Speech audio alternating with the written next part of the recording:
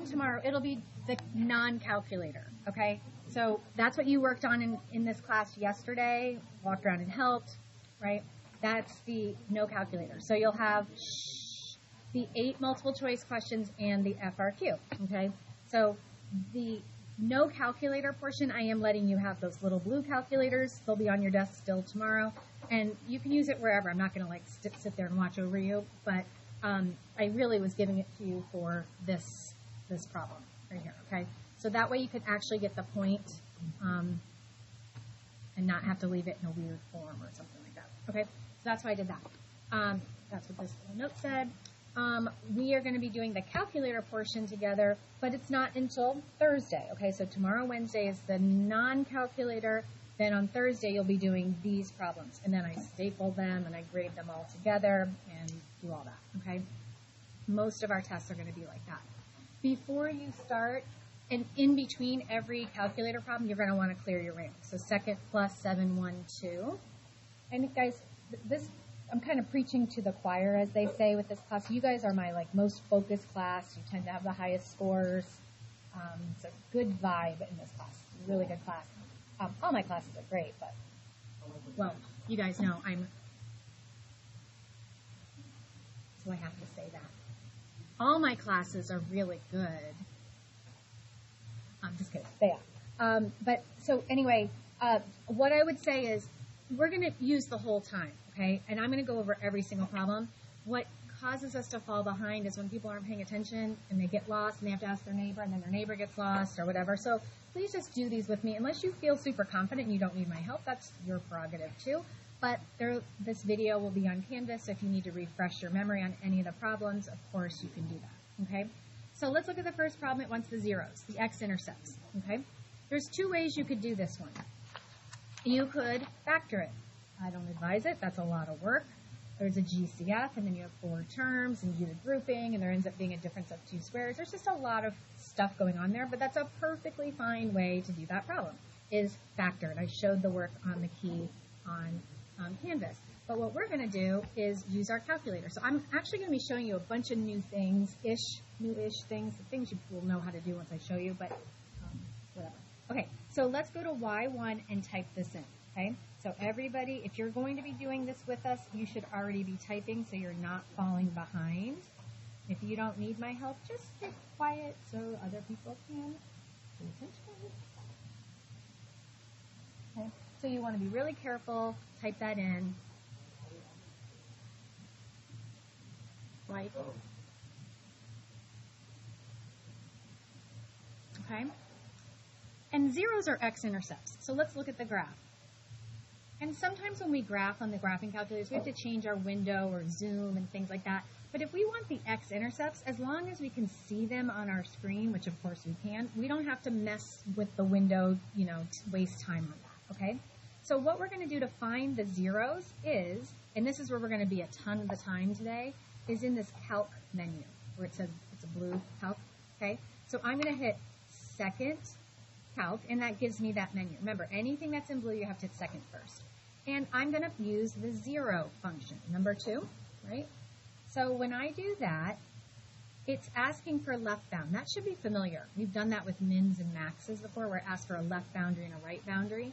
So what I want to do is get to the left of this first. I mean, it doesn't matter which one you do first. I'm just going to go left, right. So I need to move over to the left of this x-intercept.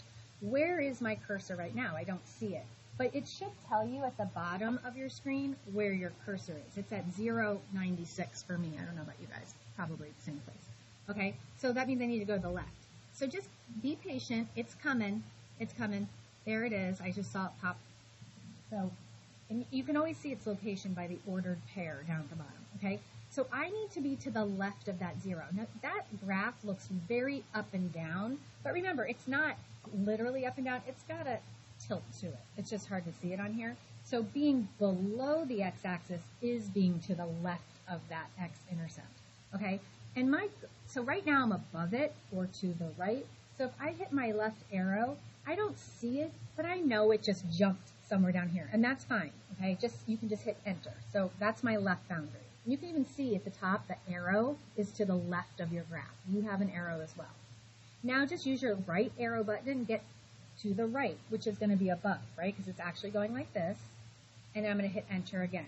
And then it always goes, so this is the number one mistake I've been seeing today with this, is everyone's stopping right here. That's asking, do you want me to guess? And you have to hit enter one more time, okay? You should go all the way till you get to the screen where it says the word 0, or it says maximum if it's that, or we're going to do intercept in a minute, okay? So 0, so that's a point of -4, and that is a 0. Remember, sometimes the calculator has a hard time registering a 0, actual number 0, so it'll give us that weird thing. But anyway, that's one of our solutions, okay? It is -4, okay? And now here's the second mistake I saw students make, is they think they can just start arrowing. You have to tell the calculator again to find a 0. So you go to second calc, we want to pick 0 again, because we have another one right here. So I'm going to right arrow till I get to the left of it, which will be below it. Be patient, it's coming. There she is. Okay, I'm to the left of it. There, there, there. Any of those places is fine. Okay, hit enter. Wait, nope, I did that wrong, didn't I? Sorry. Go back. To be to the left of it, I would be above it, right? Sorry, I was thinking about this point. So think about where the left of that is. It's slightly tilted like that. So to be to the left of my x-intercept, I would be above it, right? So be above it and hit enter. Get below it or to the right and hit enter, and then guess. So you do have to follow what it's asking. You have to be left enter, right enter. So just make sure your cursor is there, okay? So we have another 0 at 3, and you could probably narrow down the solutions at this point, but let's just go ahead and practice again. Second calc 0, and I want to be to the left. So that's where I am now, right? This is the left, this is the left. Perfectly fine, because it's going like this, right? So being below the x-axis would be to the left. So enter, right arrow till I get above it. I can hit enter there, I can hit enter there, it doesn't matter, okay? Does not have to be perfect. Don't forget to hit enter on the guess, and it tells us we have another 0 at 4, 0. So those are my zeros, okay? All right, so number 10, the revenue for a community play is given by the equation R of X, where X is the number of tickets sold. Determine the number of tickets that will yield a maximum revenue given R of X. So real quick, X is your input, your number of tickets sold. R of X is the revenue or amount of money they make, okay? And it wants it says something about maximum. That's a hint. We're going to find the maximum. But then it wants the number of tickets, which is your X value. Okay, so we're going to find the maximum of this graph, and we're going to steal the X value of that ordered pair. So we're going to put this in our calculator. To put that in our calculator, we have to first clear our RAM. Every single time you do another problem, you're going to do second plus 712. Every single time. I'm just changing my contrast there. Okay, go back up to y equals, and this is important. This is a rational function, okay? A poly on top and a poly on the bottom. You have to put your numerator in parentheses, okay?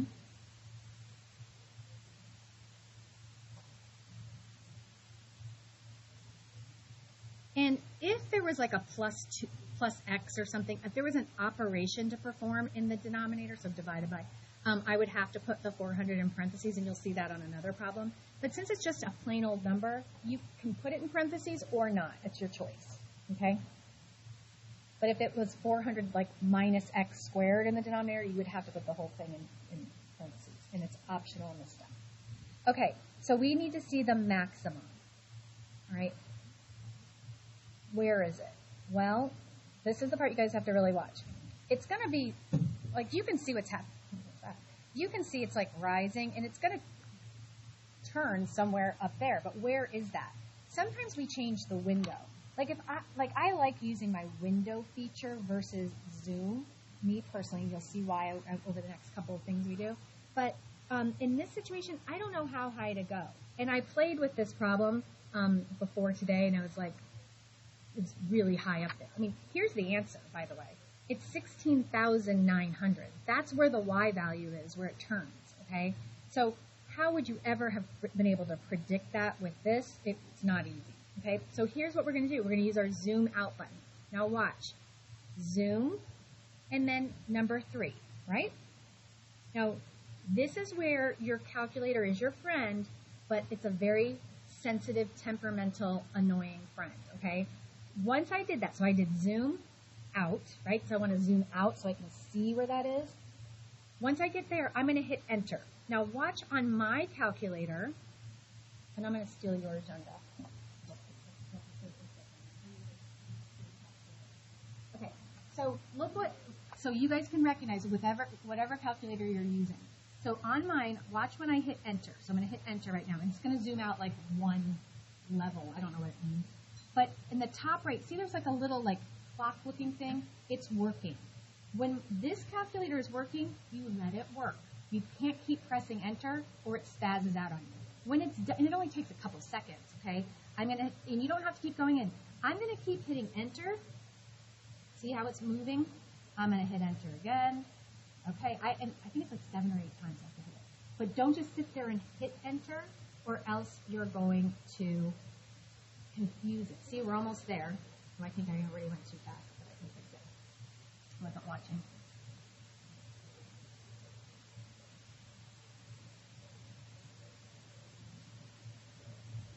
Okay, I fixed it.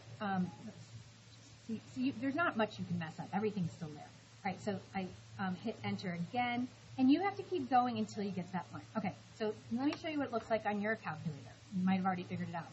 When I hit enter here in a second, so Yandel, you already hit zoom 3, right? So he hit zoom out. So he went zoom number 3. And when I hit enter, watch in this top right corner, you'll see it doing like these little lines. See that? That means your calculator's working. Let it work. When you see the x equals 0, y equals 0 right there, that's when you can hit enter again.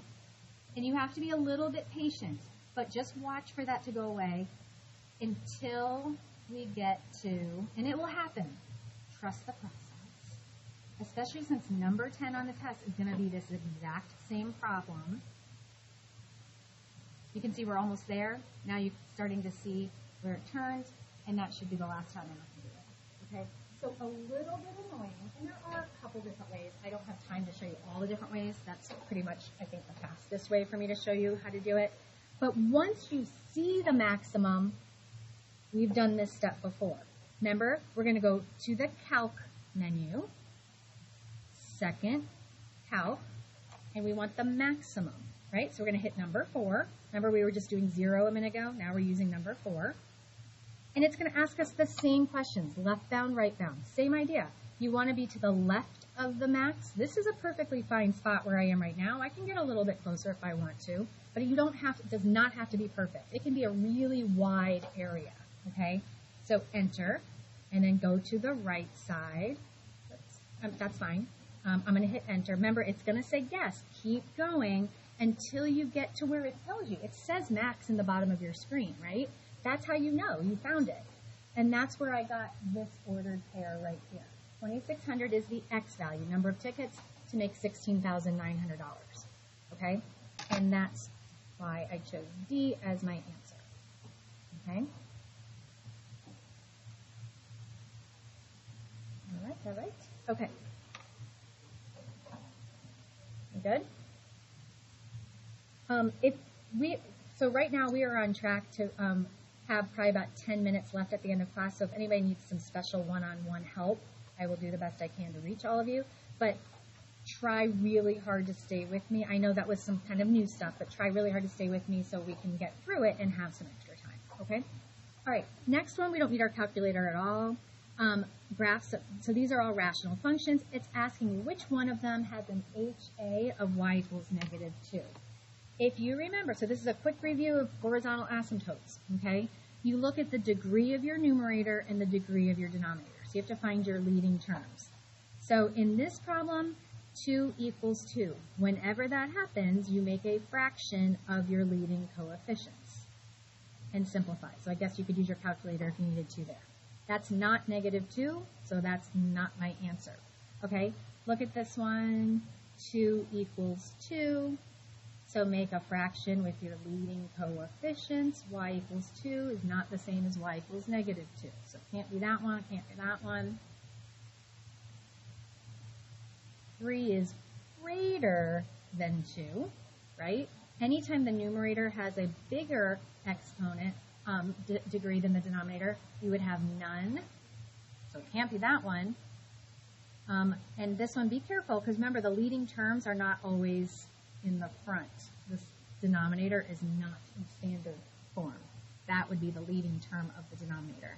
So 3 equals 3, y equals 6 over negative 3, which is negative 2. And then just remember, if the numerator is less than the denominator, that's when your HA is y equals 0. So if this is anything other than 0, then you know it's got to be one of the ones that has the equal, right? Because then you have to make a fraction. Good on 11? Okay. All right, number 12, a rocket's fired from ground level. The distance above ground can be found by S of t, blah, blah, blah, where t is measured in seconds. So S of t is how high it is off the ground, and t is time in seconds. During what time interval, look at that hint of a word right there. Interval is x-axis. Is the rocket at least 42 feet above the ground? So 42 feet above the ground, that's like the y value, right?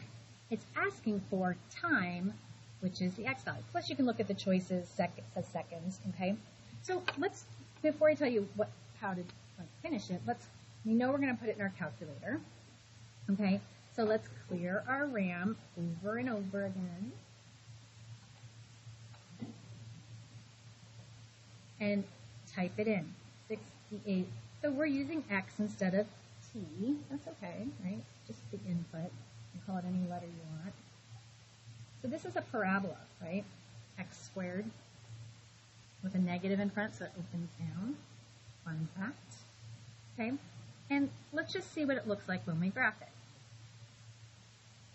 Okay, so you can see it's going to turn around somewhere outside of our viewing area.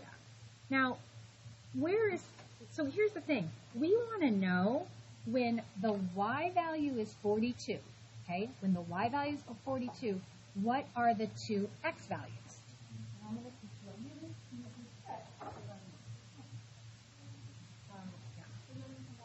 Yeah, I can tell. Okay. So you're going to go to y equals, what period is it first?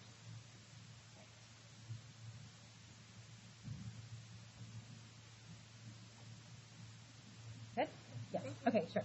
So I'm going to go to y equals, and guys, I'm going to put a horizontal line at y equals 42. A fun little trick. That will show us in a minute where 42 is, or the height is of 42. Now, why don't I see it? Where is it? I just put in a y equals there. Where is it? Why don't I see it here? Yeah, remember, when you clear your RAM, your x and y axis only goes out 10. We just told it to put something at 42. So, of course, you can't see it. We're only going up to 10. So, this is what I was talking about earlier about when you use the window and when you zoom. You can zoom out, okay? Zoom, to me, sometimes is a pain. I don't know why. I just have a grudge against it or something. I like to use window because it's more exact. I feel like I have more control or something. I don't know. Why didn't I use window on the last one? Again, because I had no idea how high to go, right? And if I had even tried 16,000 or whatever it was, there was no way I was going to find it. But here, I know I need to just go at least as high as 42. So my Y max is 50. So this is, I'm just going to use 50. You can use 100, you can use 43, use whatever you want. But, so this is really preference. You can zoom or change your window. Bottom line is you have to be able to see it on your screen, whichever method you want to use, okay? So look, that's where y equals 42. If only I knew what the x value was at that point and the x value was at that point, then I would have my answer. So back to calc, back to that menu we've been in for the other three problems. Which one do you think I'm going to use? Keep looking. It's intersect. Yeah, what I want to know is where these two graphs intersect, okay? Now, it's really the same process, even a little easier. Notice it doesn't say left or right bound. It's going to call these graphs curves. First curve, second curve. It doesn't matter which one you call the first curve, which one you call the second curve. And I know that that line is not a curve. It just uses that term. First graph, second graph. So you just use your left and right arrows anywhere you want along this blue, in my case, blue. Okay, pick a spot. It does not matter. Okay, and you just hit enter. You're just telling the graph, okay, here's the first.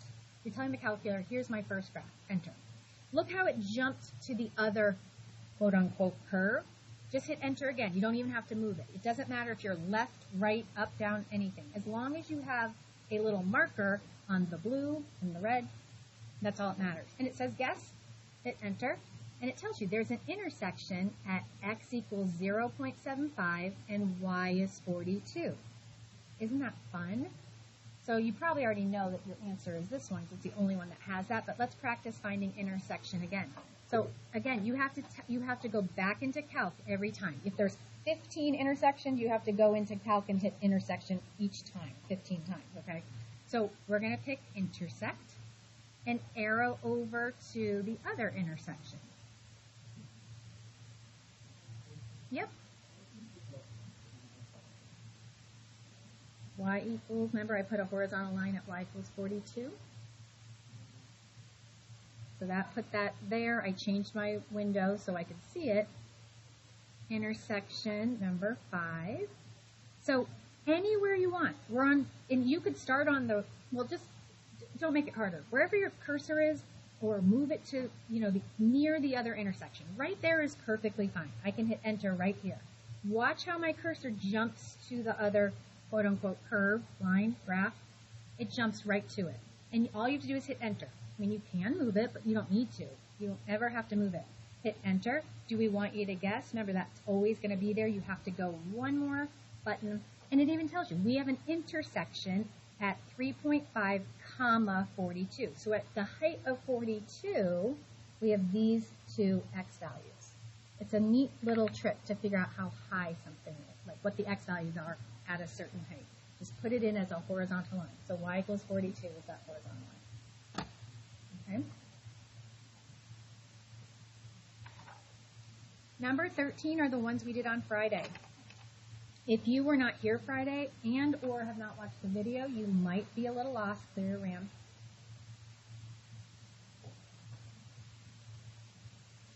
So you're going to get a quick lesson right here in what we did on Friday. You might need to go back and watch it though. All right, so here is a bunch of information, inputs, outputs, X's, Y's, that represents the population of a new community over a 5-year period. What you should notice in the directions is this. What that means, remember, is we're going to take this information and create an equation out of it. So when you're like forcing some data into a linear equation or a quadratic or a cubic or whatever it may be, that's what it's called, a regression model. Notice it doesn't say which type. In all the ones we did in our homework, it would say find a linear or find a quadratic. That's when we use the multiple choices to help us. Notice that there's 2 linear equations here. This one's linear and this one's linear, right? X to the first, X to the first. This one's a quadratic and this one's a quadratic, right? X squared, X squared. So we're going to find both of them, which does not mean a whole lot of work. We'll see, right? Does anybody remember what button we start with when we're doing these problems? What button do I hit to start typing this stuff in? Stat. And we're going to hit stat, enter, and L1, L2. So L1 are your X values, L2 are your Y values. And you type them in. 1, 2, 3, 4, 5. And I'm just hitting enter in between each. So everybody should be typing.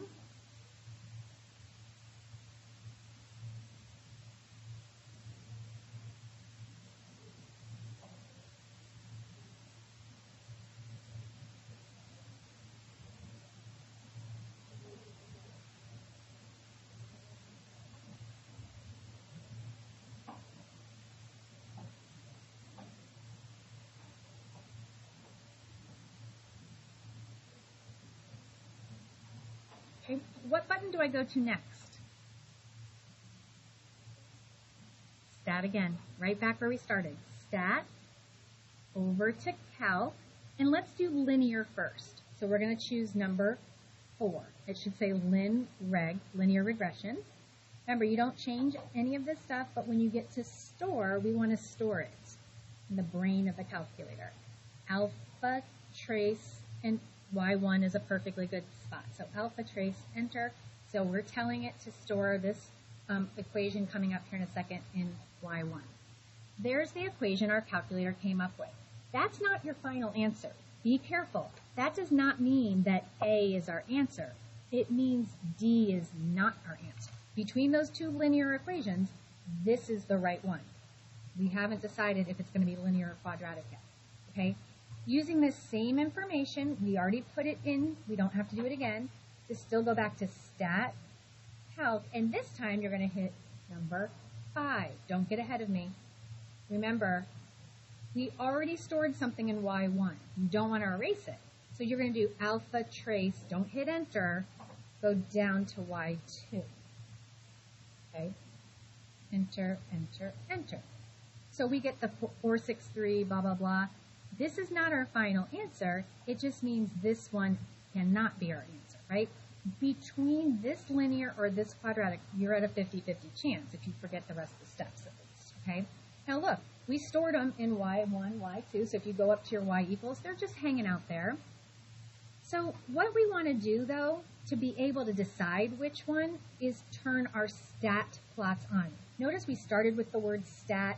We stick with something else called stat, and that is just fancy talk for making it so you see the points. But you actually, when we go to the graph, you see these ordered pairs, like points on it, okay? So again, I just went to stat plot, which is blue, so I hit second first, just hit enter basically twice, because that just turns your stat plots on. And you don't have to like do anything else. You're done. The stat plots are now on, okay? Now is when you're going to go to graph, and you're not going to see anything. But there's an easy remedy for that, easier than any others that we have done. Sticking with the whole stat thing, go to zoom, number 9. It says zoom stat. I know you have to scroll on yours. You don't really have to. If you just know it's number 9, you could just hit number 9. But notice it's at the word stat. Watch what happens when I hit that. It goes right to those stat plots, plotted the points for us. And now you can easily tell which one is better, linear or quadratic. Which one? Quadratic, right? The curvy graph is hitting the points better than the linear graph. So this was our answer. You didn't even have to worry about the second part, okay? What this was asking is when x is 6, what is y? So we'll do that in the FRQ in a minute, but you would just go to your table of values if you wanted to verify it. So when x is 6, don't look at the linear one, right? We would look at the quadratic one, which is y2, and that's where they got the 11385. Okay? So, you know, I didn't even change the order on this test, guys.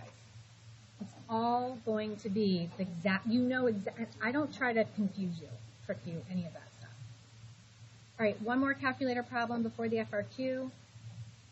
R of T is number of people entering this area of the airport. T is your number of hours since midnight. There's going to be something in here. What's the rate of where we change from increasing to decreasing?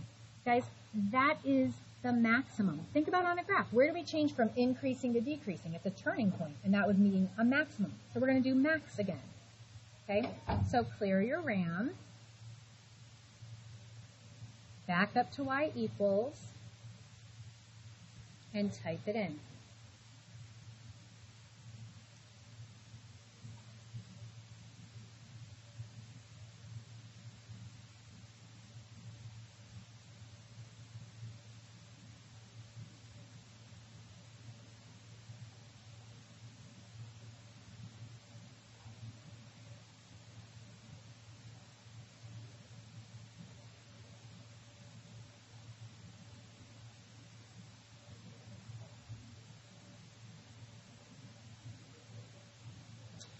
Typing it in, careful for typing. And we want to see what the max is. So let's graph it and see, can we see the maximum? Can we see where it is? And I can't, right? I can't see it. So this is where personal preference, guys. I need to see where this is going to turn, okay? So I've got to go up. This is where you can zoom out. I showed you how to do that. You can change your window. This is me kind of making a kind of a guess here. I'm putting a 50 in just to see. Now, I've done this problem, so I knew that that would work. Whereas on that other one I did, I would, if I hadn't known that ahead of time, I would have been sitting there picking lots and lots of values for W and for the Y value max, and I would never have gotten to 19,000. So, as your teacher, I should probably tell you to use the zoom out button instead. Maybe you guys can be more comfortable with Zoom than I am, but either one, you figure it out, okay? But on the test, number 14 is going to be very similar to this, all right? Very, very similar. So you could just change your Y max a little bit and see if you can see it. As long as you can see it. Now, what the heck is that, all right? It looks a little funny. I'm going to change one more thing to show you, but then I'll change it back.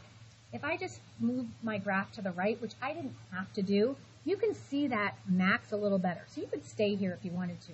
But I want to show you why it really doesn't matter. Okay? Back to where it looks a little funny.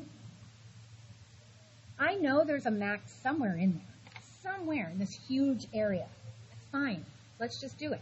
Second, calc number 4 is your max. We don't have to be super close to it. Because this looks pretty straight across because we really zoomed in. Right? Maybe yours looks a little different because you zoomed out. Whatever. I'm just showing you all the different things that can happen. You can hit enter right here. I want my left boundary for my max. Okay, let's call that the left boundary. Let's do the right boundary. Way over there. I'm going way further than I even think I have to. I'm just to prove to you it doesn't matter. Right bound. I'm asking my calculator once I hit enter to find the maximum in between those two boundaries. So enter. And it says maximum at that ordered pair. So it doesn't have to be like super close, all right? I'm just trying to help you save time. It asks for the t value, which is your input, which would be the 6.47.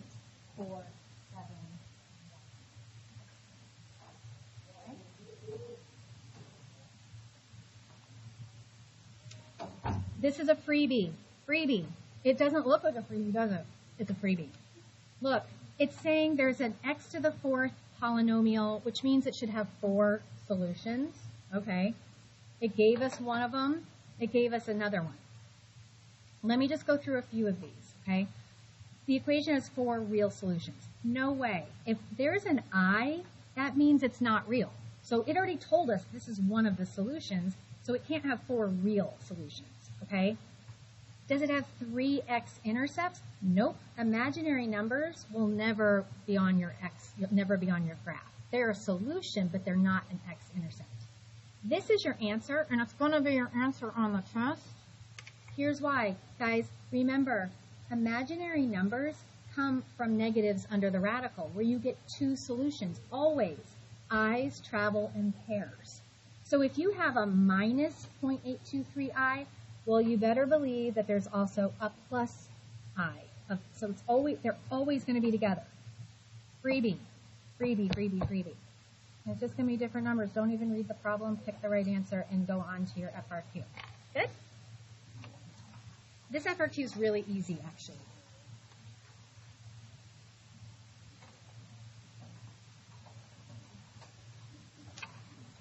A rare species of fish, stay with me, I don't want to run out of time. A rare species of fish has been found in the Everglades. Scientists have relocated the fish into a protected area. The population P of the school of fish, T months. Population is P, time is T in months. After being moved is given this, okay? So they give us this rational function that's kind of like in factored form, right? The first question is how many fish were found initially, okay? So that has to do with time, right? Time initially is 0. What it's asking for is P of 0. So when they first found this endangered fish, that was considered time 0, before time started, initial time. anytime you have the x value and you need the y value, you just go to the table, okay? Which means we have to put it in our calculator. Second plus 712. And this is the only thing, guys, you have to put this in correctly, okay? Think about it. That 375 is really going with the numerator, okay? So 375 parentheses 1 plus 0.5x, close your parentheses, divided by. There's my numerator. Now remember in that one we did a few minutes ago, you didn't have to put the denominator in parentheses because it was just like 400. Well, if there's an operation, plus, minus, anything, you have to put it in parentheses, okay? So just put your denominator in parentheses. 3 plus 0.02x. And you can close your parentheses or not. If you're done, your calculator knows you're done. So you can close them or not, doesn't matter. I usually leave it off, just one less thing to do. But whether you leave them off or put it there, you'll get the same answer. Now, I don't need the graph. I need the table. I'm not wasting time with the graph. I'm going right to the table. What's P of 0? 125. Oh, sorry. P of 0 is 125. That's how many fish we had initially. Okay? So I just put it in here and went right to my table. Table's blue. I had to hit the second button. 0 is 125. Okay, what will the population be after 5 years? That's time, but remember, time has to be in months, okay? So again to the table, we want P of what? Well, 5 years would equal times 12 is 60 months. Okay, so be careful. The question on your test is the same question, just different numbers. I'm not trying to trick you. People that don't pay attention to the review drives me crazy. So it's going to be the same thing. Same thing. Okay, you can scroll to 60, or remember I showed you a trick? Go to table set the table, and tell your table to start. Right now it started at 0. You just saw that. Change it to 60. Go back to the table, and 60 is at the very top. Okay? Could save you a little bit of time. And just round to the nearest. I changed it to nearest whole fish on the test as well. Okay, so let's just call it 2768.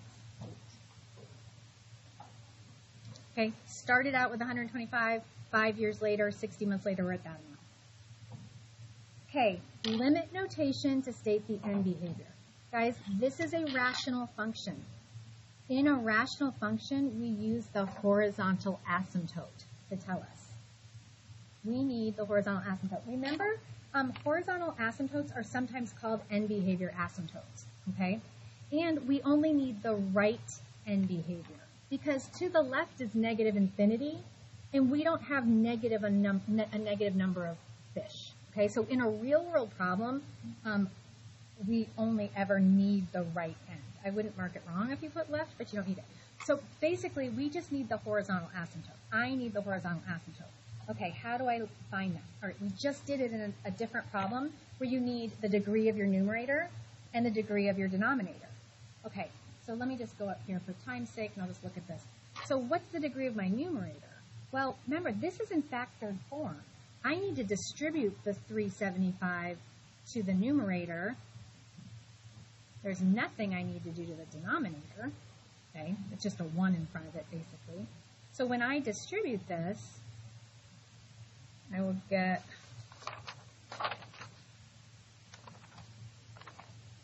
some number, 187.5t. Understand what I just did. It's kind of like when you had like x minus 2, and I was like, what's the degree of the numerator? You're like, oh, I have to do x squared to figure out what the degree is, okay? So we can see now that it's 1 equals 1, right? T to the first, T to the first.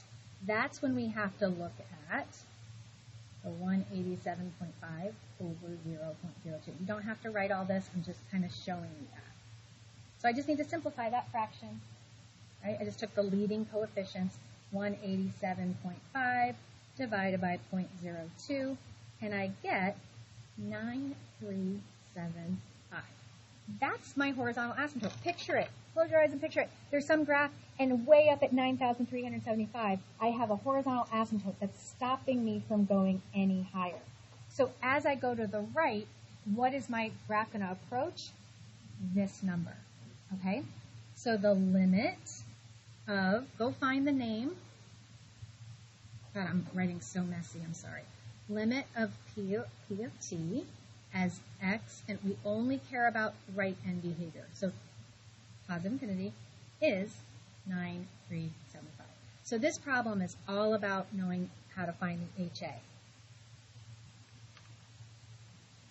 And guess what? If you found that correctly, you're going to get this right. Because what's the largest y value that we can get to? Right below this number. But since it's a word problem, we're estimating. That's the most of this pond or whatever, this area that they put them in can hold. That's the asymptote. That's the limit of how high we can go. Okay?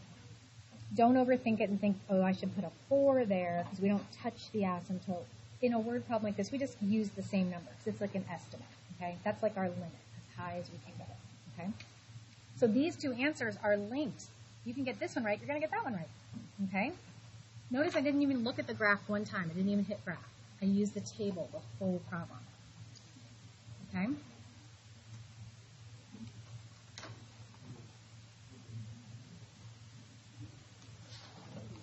Anybody need clarification?